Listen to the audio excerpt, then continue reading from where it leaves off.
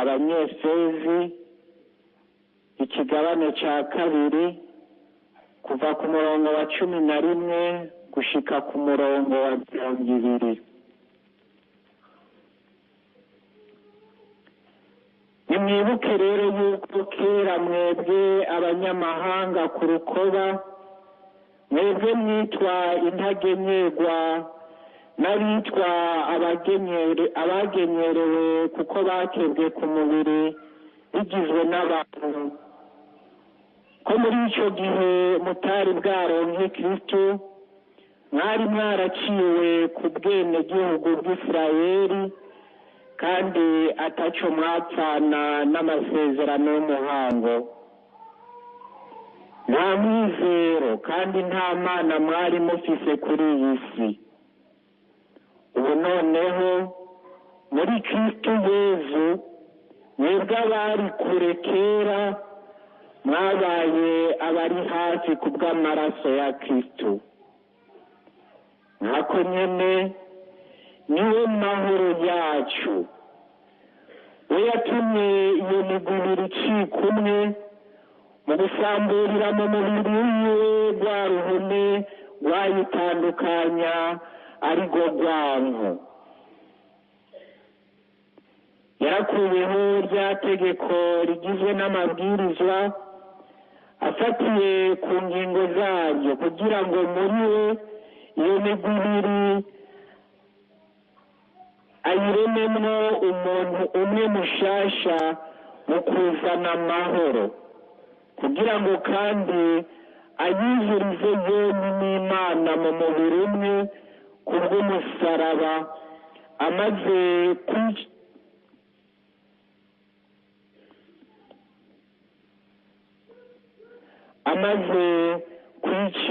kwicira urwango kuri wo. Yaraje rero kumenyesha inkuru nziza y'amahoro mwebwe mwari kure, ayimenyesha n'abari hafi. Nkako twembi niwe dushikana kwa Data muri mutima umwe, kukaba nkako umukiri ba kavantara canke abatsi b'indaro, ahubwo mucuditse n'aberanda, mugize umuryango w'Imana, kuko mwubatswe ku mushinga ugizwe n'abatumwa n'abahanuzi, Kristo Yezu akaba ibuye ry'imfuruka. Iri ni ijambo ry'Imana.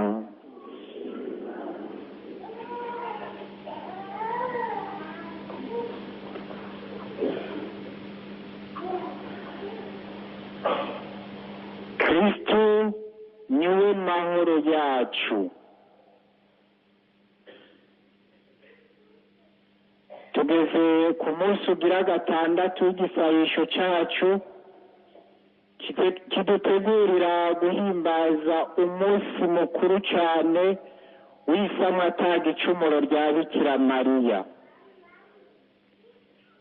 Ijambo ngenderwako dufatirako kuri uno muhingamo niri ngo Bikira Mariya uwasamwe atagicumuro n'umugabekazi w'amahoro, vyaribonekeje mu gasengero kacu. Bikira Mariya uwasamwe atagicumuro n'umugabekazi w'amahoro, nk'uko vyibonekeje mu gasengero kacu. Amahoro nitekane, amahoro ni ineza, amahoro kandi n'umuhezagiro, amahoro n'ubuhigwe bwuzuye mu Mana, kandi rero amahoro n'ingabire y'Imana. Iyo ngabire umuntu ayigabana mu gusenga no kwizigira no mu kurangura ibikorwa bitunganye, ibikorwa vy'ubutungane. Imana irakeneye uruhara rw'umuntu uwo ari we wese kugira ngo uwo nawe aheze abeho aroraniwe kumwe n'abavukanyi biwe bose. Umuririmbyi w'izaburi mw'izaburi 119 niwe agira ati amahoro nyamahoro azogira abakunda itegeko ryawe Mukama, bo nta kibatiriganya. Ukwizigira kw'abahanuzi n'ivyo babuye vyarangukiye muri Yezu Kristo we mahoro yacu. Bikira Mariya uwasamwe ataga icumuro, tumutazira kandi umugabekazi w'amahoro, kuko yasamye aribungenga aribaruka umwami w'amahoro, Kristo mahoro yacu. Uwo Kristo yaratsinze urupfu n'igicumuro, atuzanira amahoro n'urukiza. Kristo ni umwami w'amahoro, nk'uko abahanuzi babimenyesheje, abamarayika nabo bakabiririmba kivuka. Mu gukiza no mu kubohora abantu yama ababwira ati genda amahoro. Gutyo akerekana intsinzi n'ububasha bwiwe ku gicumuro no kwihananira ubuzima bw'umuntu byose, mu kumuhezagira no kumugabira amahoro. Bikira Mariya umuvyeyi wiwe n'umugabekazi w'amahoro, kuko n'uno munsi abandanya aturonkera ayo mahoro, kuko yayibungenze akayatwibarukira. Amahoro akomoka ku mwuka ya Yezu Kristo yo ku musaraba. Kristo niwe soko ridakama ry'amahoro. Amahoro iyo ndamutso ikaba n'umuhezagiro Yezu Kristo aho abigishwa biwe, hamwe agira ati nimugira amahoro, ndabasigaranye amahoro, ndabahaye amahoro yanje.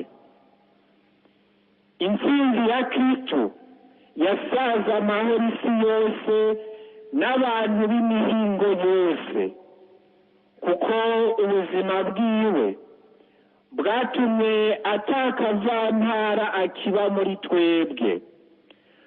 Bwazimanganije bwongera busitura rwa ruhome rw'amacakubiri, maze abantu bose baba abana b'Imana, ata n'umwe akumiriwe, nawe adukoraniriza mu bumwe n'urukundo.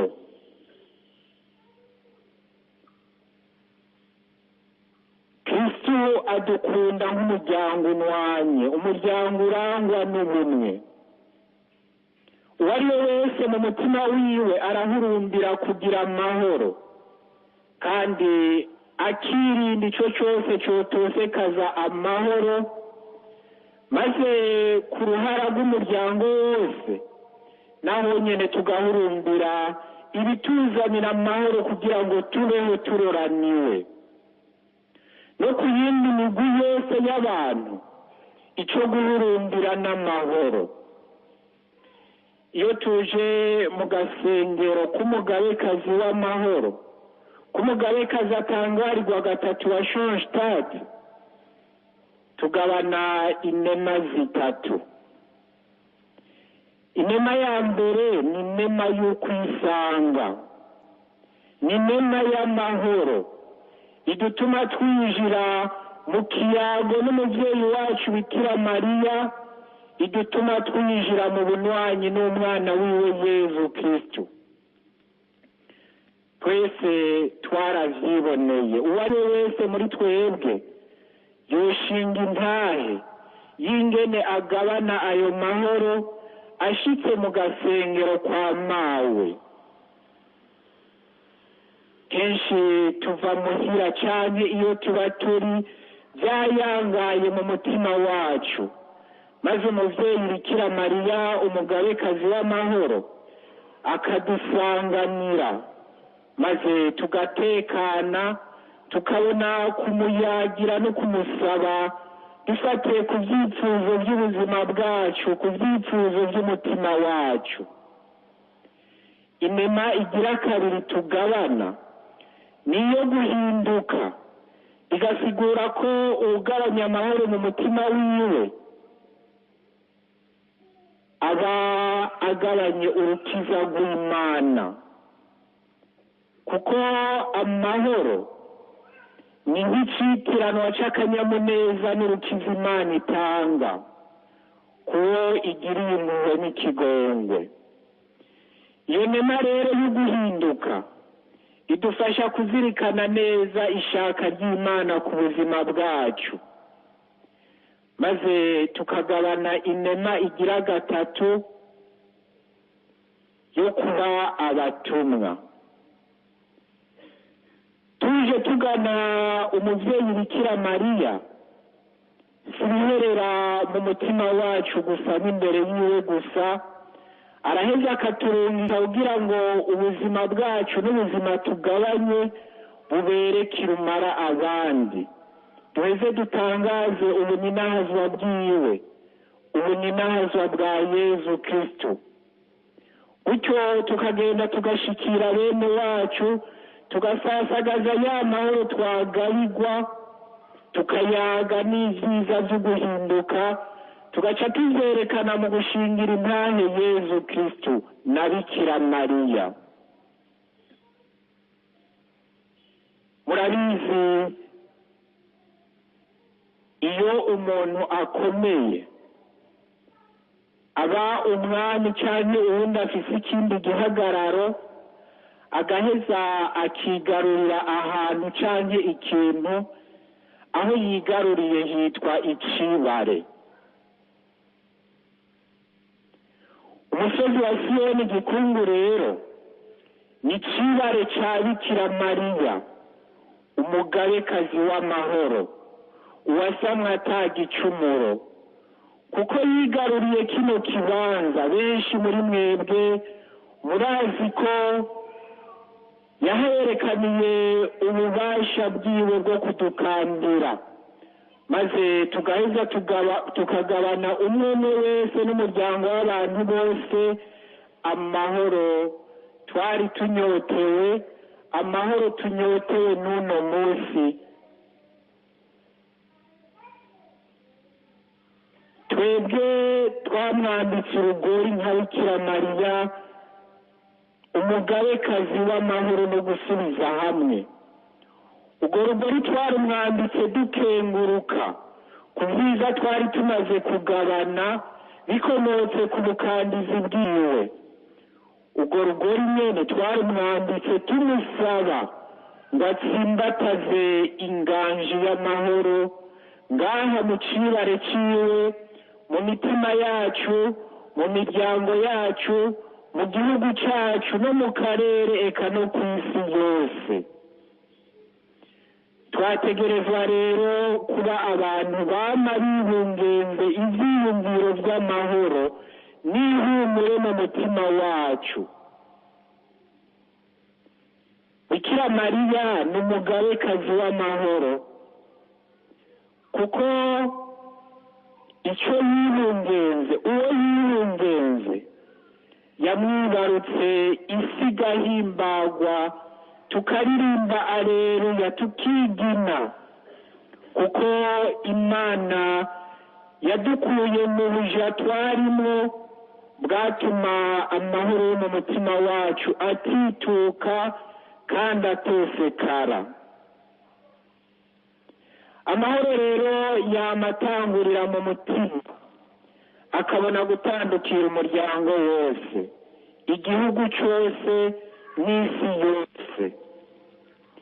Udafite amahoro mu mutima wiwe nta hantu na hamwe yoyasanga. Amahoro atangurira mu vyiyumviro biri mu mutima wacu, akagaragarira mu mvugo yacu, mu majambo dukoresha, maze akibonekeza mu bikorwa no mu ngendo zacu.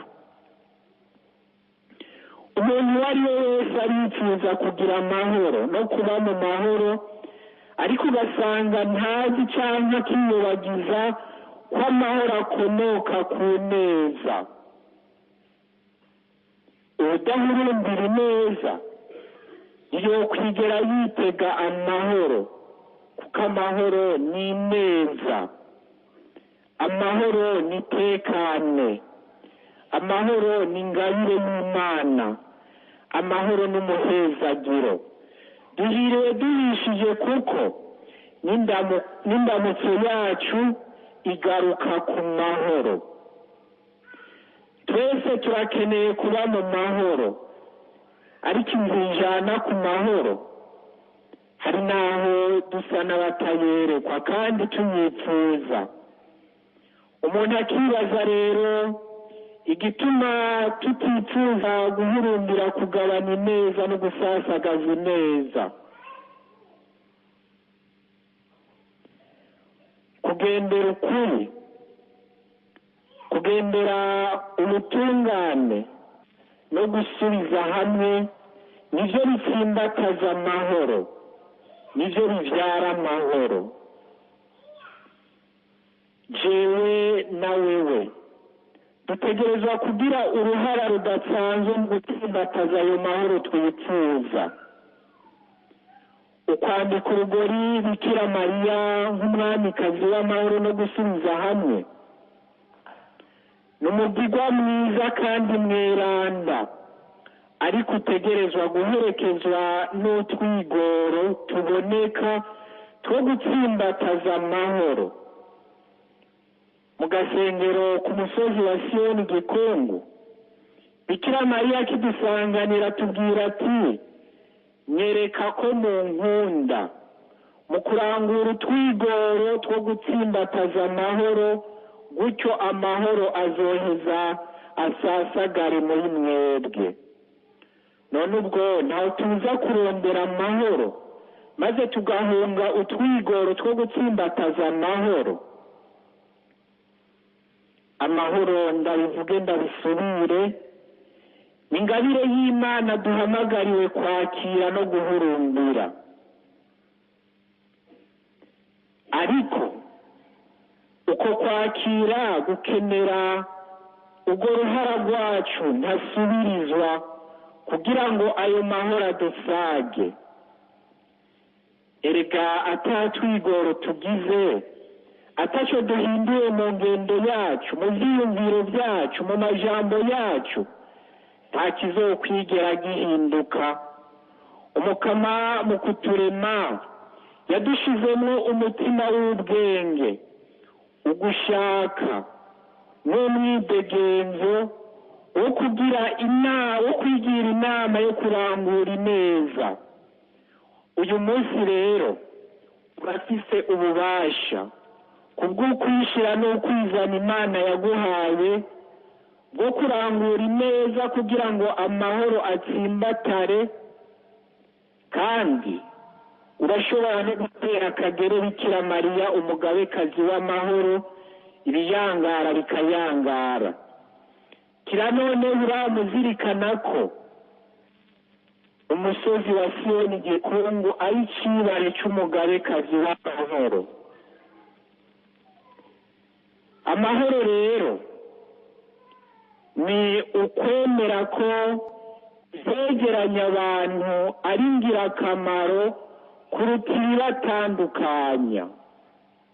Amahoro ni ukwemera n'umutima wawe wose ko ivyegeranya abantu ari ingirakamaro kuruta ibibatandukanya.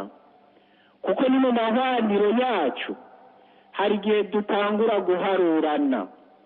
Ujya ninde, aturuka hehe, n'uwo mu bwoko buhe, n'uwo mu mugwi kanaka uyuhe, arifise canke ntiyifise, abantu tukabacamwo imigwi. Ivyo rero bigatosekaza amahoro. Kandi amahoro ari ukumenya ko ari ubumwe Kristo yatwungiye mu kudupfira ku musaraba. Kristo niwe mahoro yacu. Amahoro ni ukwemera kandi ko hariho ubudasa hagati y'abantu, ariko ubwo budasa ni itunga, si intambamyi nk'uko bamwe bashobora kubyibaza. Ejo twarabizirikanye, umwe wese ahamagarwa mu izina ryiwe mu muryango wa Ekleziya. Nta n'umwe rero asa n'uwundi, naho mwoba muramahasa, ariko uko kudasa hagati y'abantu bitegerezwa kubabera itunga, ntibibabera intambamyi. Gutyo amahoro araheza agatsimbatara mu bantu. Amahoro kandi ni ukwemera ko kavantara ari umuvandimwe n'umuvukanyi Imana iguhaye. Kavantara ni umuvukanyi n'umuvandimwe Imana iguhaye, kuko twarazirikanye neza ko Kristo yatuvukanishije nawe, none twese turi abavandimwe, tukaba dusangiye dawe, tukaba dusangiye umuvyeyi adukunda kandi atwitwararitse.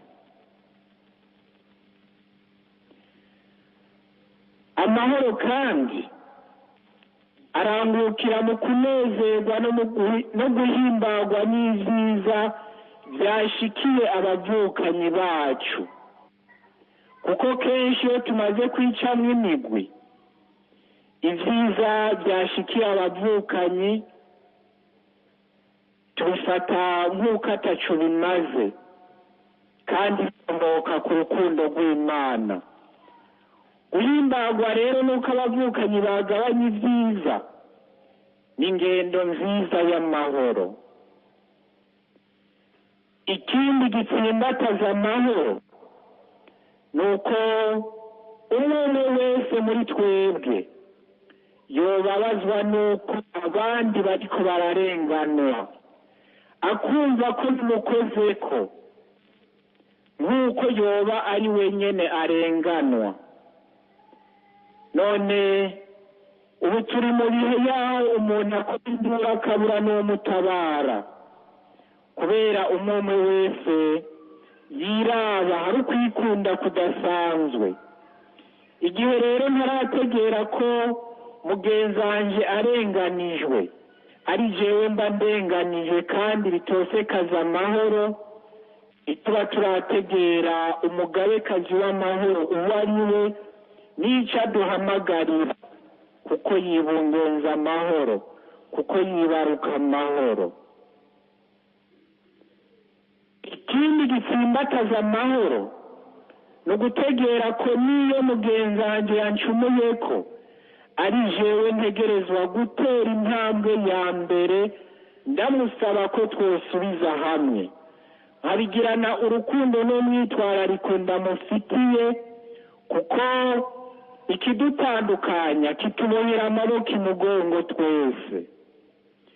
No kumenya kandi kw'abavukanyi abandi bafise ico batwungura, haba mu vyiyumviro vyacu, haba ni mu vyo turangura, haba ni mu vyo twibaza ko dufisemo ingabirano gusumba abandi. Bafise rero ico batwungura, ivyo bigatuma dutsimbataza amahoro.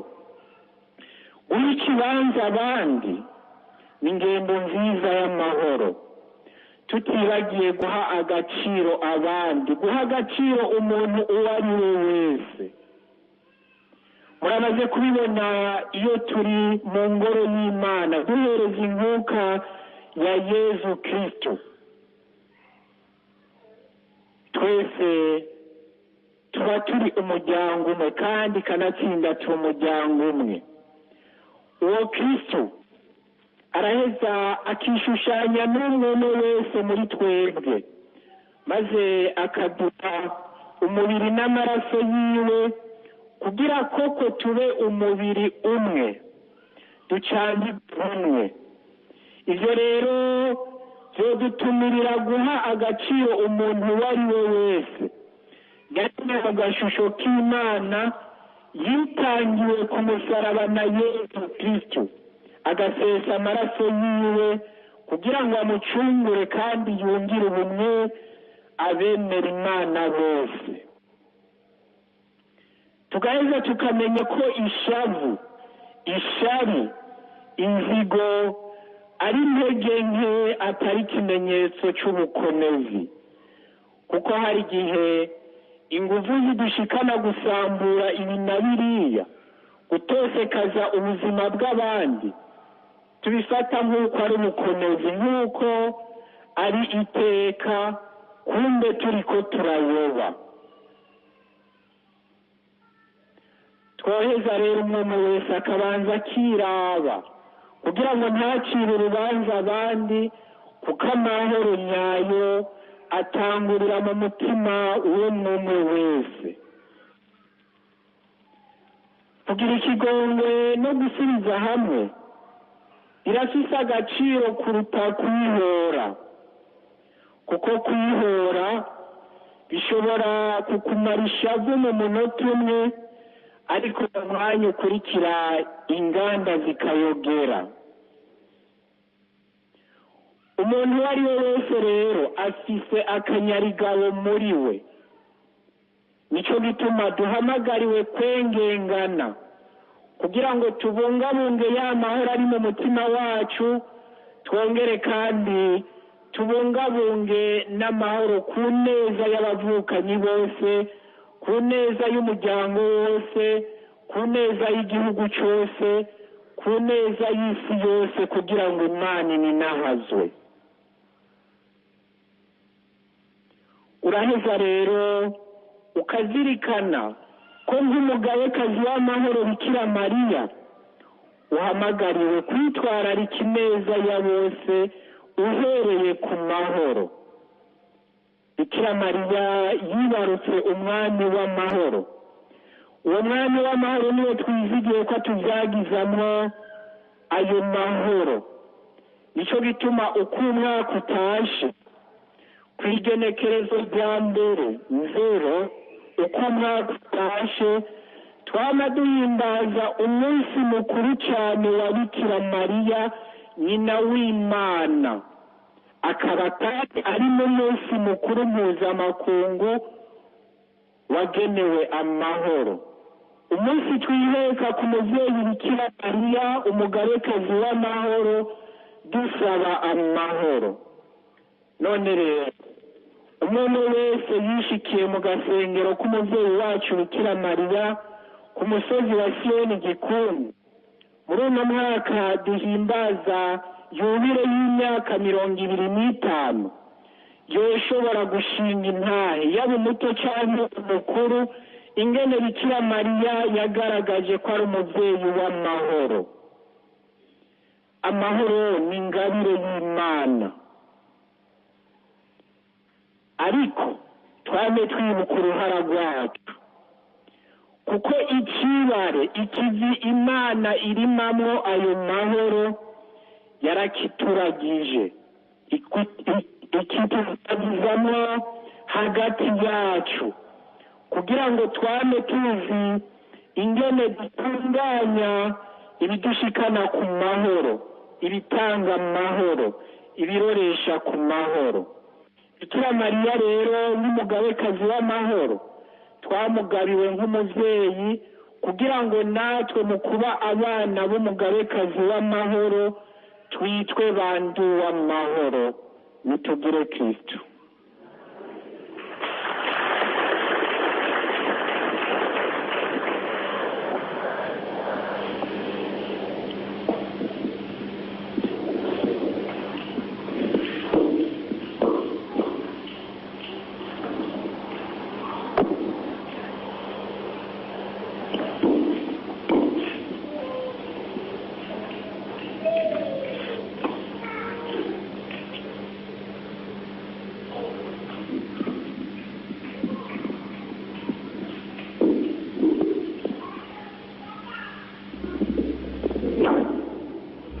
Tugire Kristo.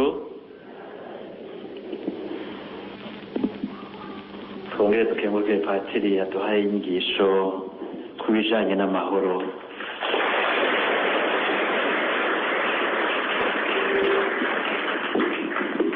iyo abantu babana, iyo abantu bagendana, bafise imvugo bakoresha kandi baranga. Nk'abantu ngaha mu kiyaya c'Imbo canke mu za Cibitoke canke ahandi ahantu, usanga abantu bahavuka bafise imvugo yabo bakoresha. Umuntu avuze ati umuntu avuka hanaka, twebwe turasaba tuvuka, murahaza hariho, murahaza tuvuka mu mushaha, tuva mu mushaha wa Yesu. Uyu mushaha wa Yesu watwitangiye ugasogotwa kugira ngo ayo mahoro aheza atsimbatare mu isi. Hariho akajambo nagomba ko dukoresha, ko twe tuvukana dusangiye n'aho tuva, naganabwira akajambo katagoye twoza turakoresha mu ndamukanyo yacu. Shalom. Murakaza? Yego, yewe ushaka yavuga ngo nimugire amahoro. Mu yandi majambo yavuze ngo shalom. None ugahura na mwene wanyu uraheza umubwire shalom. Ivyo ntiberere ngaho gusa, muri ko muraramukanya, mwibukanye ko ari ubutumwa dufise bukomeye rwose, ubwo twimbaza amahoro tuyaramukanye. Shalom. Ako rero niko nagomba ko guhera uyu munsi, kandi uzohureza kandi amusanga amahoro mu kirundi navyo nzomwemereye. Nyende shalom niko ngendeye. Yego, nuko tubimenyereye, sinagomba kurandira, nagira ntumire umuvukanyi agezwe ko kuri uyu munsi kugira ngo ashingire intahe, aheze ashike ngaha nawe kugira ngo abandanye adufasha kwinjira rwose muri ico kinyegezwa Imana yaduhaye, ko ivyo vyiza tugabana kandi bihambaye bica mu gasenge k'umuvyeyi wacu Bikira Mariya, tukabigabana kandi bikatunyengetera. Wenda muhaye ikaze aheza ashike ngaha.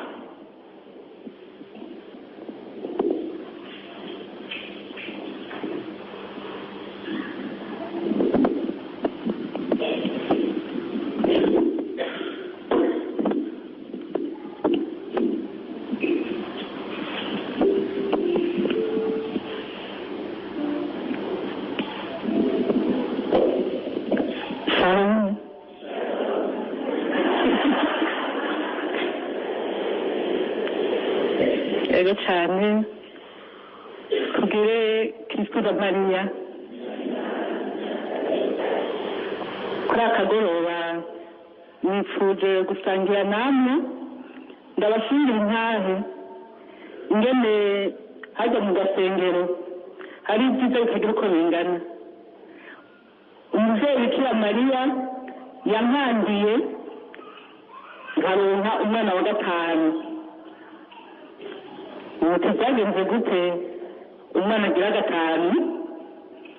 Jewe mfise abahungu 3 n'abakobwa 2. Hatangiye kuvuka abahungu hanyuma nsubira abakobwa. Umwana agira 4 ariko ko umukobwa wa mbere, kugira ngo ndababwire ingene nashitse gusaba umwana agira gatanu. Twebwe mu gihe cyacu nta vyuma hariho bimwe vyo kuraba ngo ni umuhungu canke umukobwa, nta nubwo vyoba vyariho. Twebwe twabona umwana ko ari umwana, ntitwabishira imbere ngo turabe ko tuvyovyara umuhungu canke umukobwa. Rero ndatwara inda ya 4, ndayivyara mu bihe bibi cane, hari mu 1994, twaba muri quartier yari ifite amagume menshi kurusha ayandi yo kuzitakura. Iyo nda rero ndayitwaye narengeje ko indwi zibiri kugira ngo mvuke. Umuganga yankurikirana arambwira ati uzoze ku munsi wa mbere dukoresha uburyo dushobora kugira ngo umwana avuke. Ico gihe yo kuwa gatandatu iyo quartier yaba mabi cane, batugura n'amabarabara, hari n'abajene bitwa abasanze sheke n'abasanze fete. Bazimira ngaha mu Ngagara barangana buri niki nta muduga warengana, nta muduga waja mu Kinama canke ngo uje kumutakura. Nanje ntafise malaria nyinshi cyane kandi ntashobora no kuyivuza kuko ntabona cyangwa nivuza. Nari mfite n'inda nini cyane yagarukira ngaha ku mwango. Nakangora rero hanyuma rero hageze ku mugoroba w'uwo munsi numva indamu tukiri kumwe nje ndabwira umushinga nawe wanje njewe ngira nje kuryama ku mubanyi hariho umumama w'umu-infirmiere yaba inyuma yacu yakora kuri Prince Regent yaba kundi barabara mugabo duhanye umugongo jambera ku mugoroba ngiye kuryama kwa naka ko ndumva yuko vyanze candagendaho hageze saa munani nusu ntangura kumvirisa ntangura kuryoherwa cyane imbona duce zirakangura hirya no hino muri quartier nyene imbere inyuma n'inzu zarimwo bateko n'amabuye mugabo nta mutima n'umwe wasinze nyene nubwo n'abana biwe baranyegeye twe dusigana n'uwo mudamu nawe ikintu yakora yaguma agenda guteka ivyuma ibikoresho byo gukoresha n'imibaruka arantegurira icumba hama akaguma aja hanze nta n'urwanda nyine yagira nko gutegura ivyo vyuma abo mu nzu nta n'umwe yakoma arambwira ati rero ukunda kurya ari gukurikiza kuko ntahandi tuja urumva ivyo biri hanze yego arankurikirana hamuragira ko mvyara ati urageze ko vyara ndavyara nsanga mvuye umukobwa uwo mukobwa rero yari uwa mbere muri abo bana kuko yagira kane ati turazi ko vyawe umukobwa ati afata arambwira ati nitugane tumupima ibiro ashagana uja munzane w'ibiharage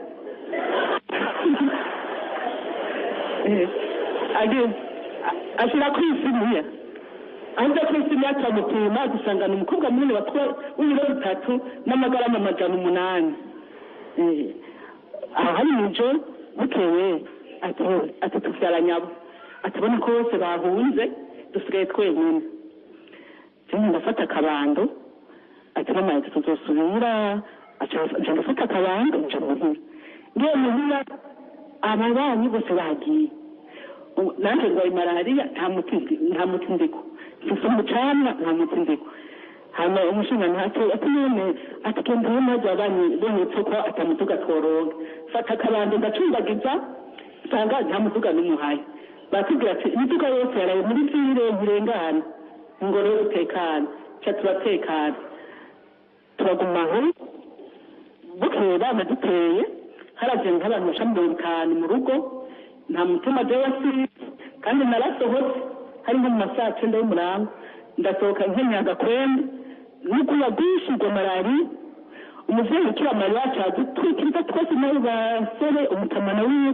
nza mbona tubona umwe wese aragiye ubwo rero bukeye nta sahacu ngo tugende turabyuka hakiri kare turagangwa nabo nyine bakiryamye ubugwaruko rw'abagwaburiwe ntamwe yatwekeye abana gusa turagenda iyo twagiye umukama niwe haje ibyo twumvise ngaho mugabo hari hano nyine Bujumbura maze gushika ahantu dutekana ndavuga nti cyese no kurikiza umwana n'ingoga hari umufuka mwiza w'ijya dushingiye ntawe aratubwira uburyo kama twebwe buryo kama bwo gutandukanya imbyaro twe nubwo batubarira ntabwo ari kwa muganga batubwira gushyiramo ibyuma kugira iki gutyo rero nacinshishamo sterire ndamara imyaka 2 iramubera nabi nja kwa muganga umuganga acambwira ngo uracari muto ikureyo hanyuma wibyari ku mutima nemo nanditse nico nishakira umwana w'umukobwa agira kabiri ndagenda umuntu arayinjirira cyane ngo amara indi myaka 2 atandasamye narikuwe umwana yo muri cyo gihe ariko amara imyaka 4 uwo mwana ngo reka amara imyaka 4 cyane agenda ajya mu gasengero jewe sinaravye ko turi kumwe n'abantu icyo nabwiye bikira naramubwiye mama mari bya bindi nabikuwemo ndafukama ndariya sinigeze mino ko turi kumwe n'abantu ndagusabye muvyeyi bikira Mariya umpandire ku mwana wawe Yesu jewe shaka umukobwa agira kabiri umunsi abiri uzobukoze kandi ndakurahiye ibyo bintu byose ari kubisubiza mu mubiri wanjye. ni ukuri umubyeyi yaranyumviye, nta kwezi kwaheze ntasamye inda, kandi iyo nda mu mutima wanjye yari umwana w'umukobwa, ndayitwara nzi ko ari umwana w'umukobwa. hageze hari mu 99 mu 1999 hageze mu mezi indwi aje umuntu agenda kwa muganga, ivyo vyuma rero byari biharawe, niho natangura kubikoresha kujamo kugira ngo ibyo bita ecography, kugira ngo umuntu amenye umwana afite mu nda uwo ariwe. Kuri w'akarere baranshishamo ico cuma, bambwira ngo mfise umwana w'umuhungu, mu mutima wanje ni umukobwa. nanjye ngo namwishe umuganga, acambwa ati rero umwana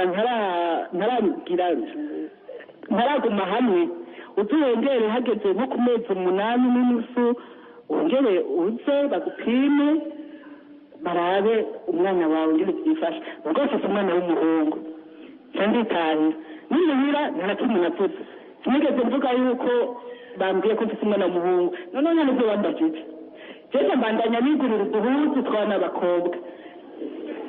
abana b'abakobwa twabagurira uduhuzu dusa na rose, sinzi ko niba ari kubagira, abahungu nabo bagurira udusa n'ubururu. jewe nabandanyije nigurira impuzu za rose, nitekera neza mu ivarisi, mfite umwana w'umukobwa. hanyuma haragera muri icyo gihe umushinga nk'abantu yambwiye ati nzo kubwira ikintu kimwe, icyo kintu kimwe hakirindira hageze ku mezi 8 ndavuga ni jewe mbwiye ca kintu ngo umwana uzobyara ngo tumwite muhanda rero ni sekuru wase muhanda, ni sekuru wase akaba sekuruza w'uwo mwana. hanyuma rero ngo sekuru ngo wanje ari sekuruza w'uwo mwana, ngo mutama ngo inzuro nyinshi, ngo rero umwana ngo uzobyara ngo uzoce umwita muhanda. ngo ntumbaje ngo nice kuko kana kintu kandi haje namubari nengara mu mezi 8 yamuharigira hegeze ko njya bandangira ngo hano bita kwa Binagana, kwari ibyuma bikaze. genda aja kwa Binagana, ngeze kwa Binagana yego umuganga aranyakira arancisha muri bya byuma.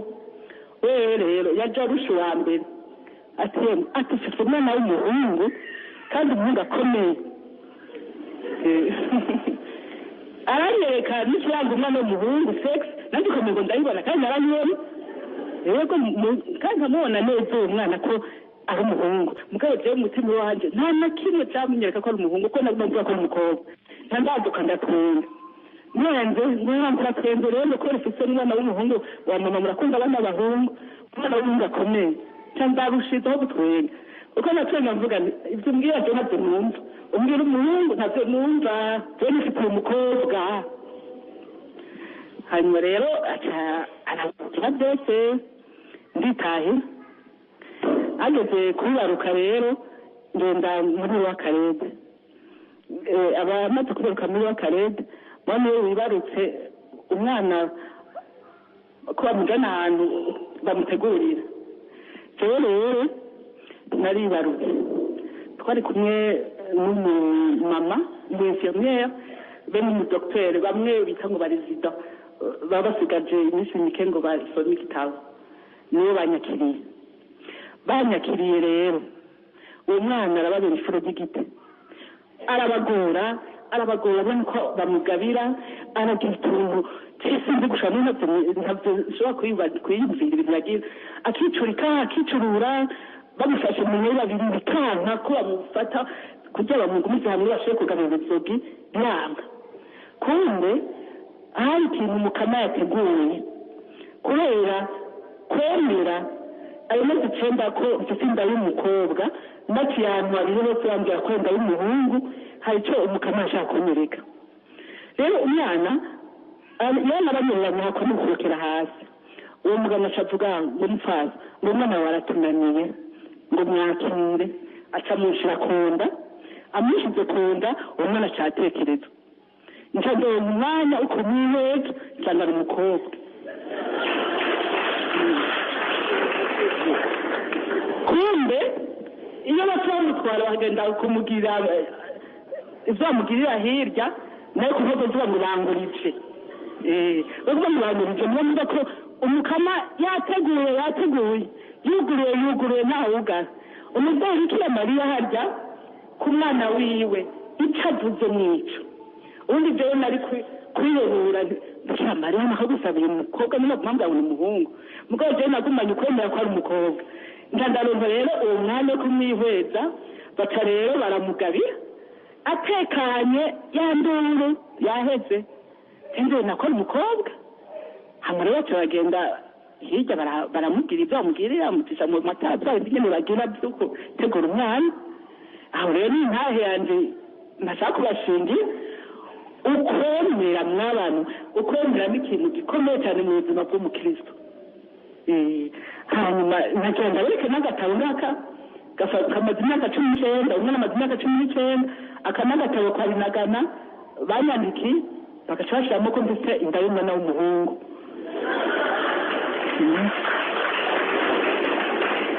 uwo afise gutekanya cyo ndakamwereke ngaka kamwana w'umuhungu ndambwira ndakamika gushika n'uyu munsi basaza bo n'uhora mutwenga ngo gawe w'umuhungu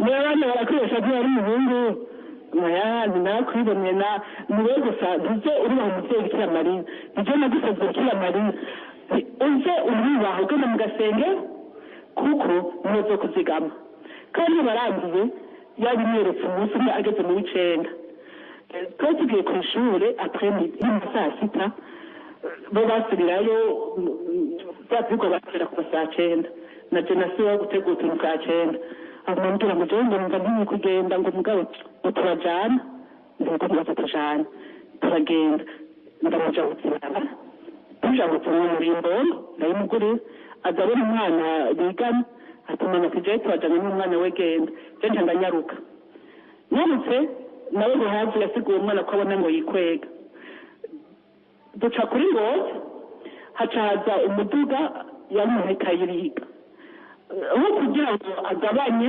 acamungereza acamusanga aho acamukubita amugonze umwana araza yikubita umuduga acaragaruka kandi ajya mu mbere y'umuduga uwo bari kumwe acarafena ntiyamufunga kuko yikubise ku muduga hejuru acakuruka imbere yawo sinzi ingene yaciye amwaka ntuze nicarafena sinzi ingene byagenze n'umukama jewe rero ndi mu ishuri nza numva abanyeshuri baje kumbwira ngo nansi umwe nitwa nansi nitwa muhanda trasi nansi ngo nansi ni umuduga wamugonze ngo ari hehe ngo ari mu rugo muduga ndasohoka ata mutima usoma atana kimwe ndagenda nsanga abo bagabo babiri bari kumwe n'uwo mwana nasohoka kandi wari wisohora ndari kutambuka gusa yari yuzuye nyene ibivu n'isaha yari yambaye bayimutwaye kuko umuntu ageze usanga abanza kumutwara ibyo yari afise isaha amutwaye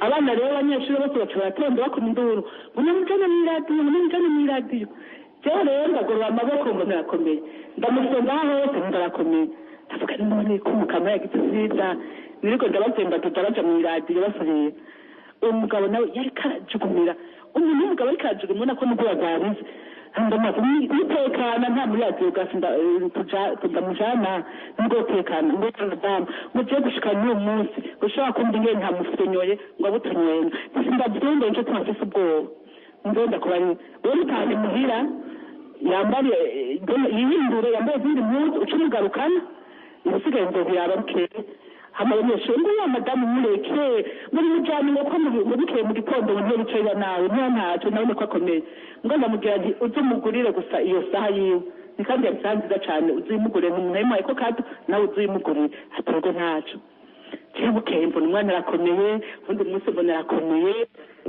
gusa n'uwo munsi arakomeye mutugere kristo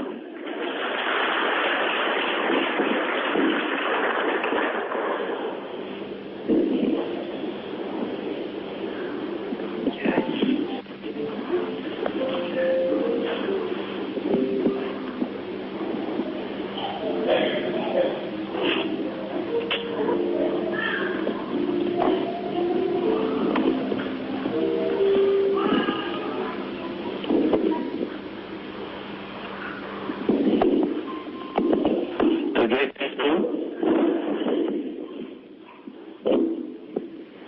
iyi ntahe yiwe inyibukije ikintu kimwe ndazi ko benshi mukunda kuza mu kuja muri foyer de charite yaba iyo ngahe Bujumbura cyane cyane mwebwe muri ngahe Bujumbura muzi iyo ngahe Bujumbura turazi ko amafoyer de charite atandukanye yiri mu Giheta Ingozi mu Kiryama dusezine uwatanguje amafoyer de charite Marthe Robin murazi ko abizi yari umuntu yari yarakitswe n'amagara agwaye cyane ku buryo bitava mu gitanda ariko nishabuza ko abantu baza kumuraba bakamusamura agatanda cyane ko yari ingwara yaramweganije cyane agatanda gato cyane gose abantu bose bakamwiganira ibyabo kenshi yakunda kugira ijambo rimwe ngo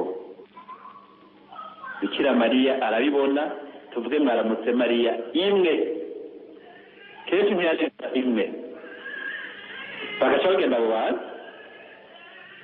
kandi nta bantu bahuye nawe akavuga mwaramutse Mariya itarenga imwe bataronse ico barondera aha rero nagenda babwire turafise Bikira Mariya hajya mu gasengero kandi yarafite icyicaro gikwiye nkuko patiri yadufashije mu kanya muze ati n'icibare ciwe ndakunze kubabwira ijambo ngo turafise ikezi ariko ntituzi ko cera ariko abantu benshi bifuza kuza hajya bavuye kure ariko batabishobora ariko twe tubana